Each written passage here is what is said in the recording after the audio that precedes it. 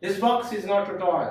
It is a direct ancestor of the AI that's working on your phone right now.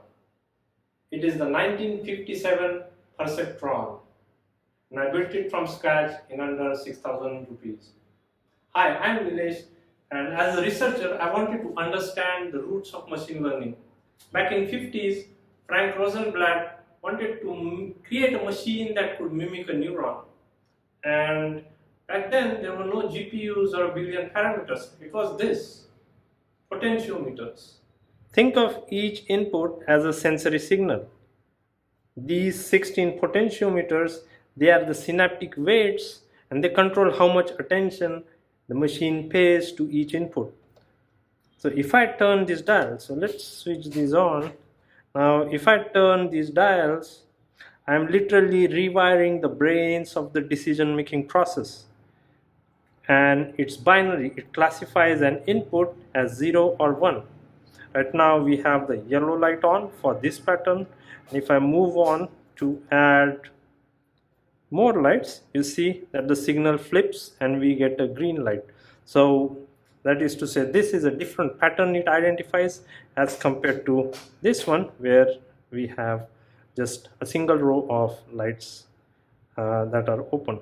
And it took me a while to get this to work. This is based on the potentiometers that you can change to adjust the weights that each input gets. But here's the kicker.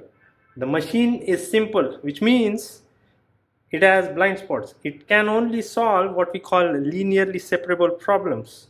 So if we can draw a straight line through the two classes, this machine can master it. If the problem is more complex, for example, if we have a pattern where we have these type of lights on, if you look at 3 by 3, if we have a pattern like this, then it becomes more complicated and it gets lost solving this type of problem. As you can see, both green and yellow lights have lit up.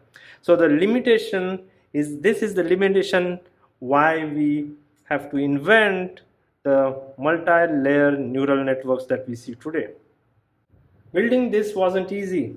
16 inputs meant a nest of wires that would make anyone crazy. It took me over a week and a lot of patience and about 6,000 rupees for the tools and components. But seeing it come together now, I think this is the beauty of engineering. We went from building a single hand-wired neuron like this to massive models that power the world today. If you want to see how we can chain these together, let me know in the comment section below. I'm thinking of building the multi-layer version of this next. Thanks for watching.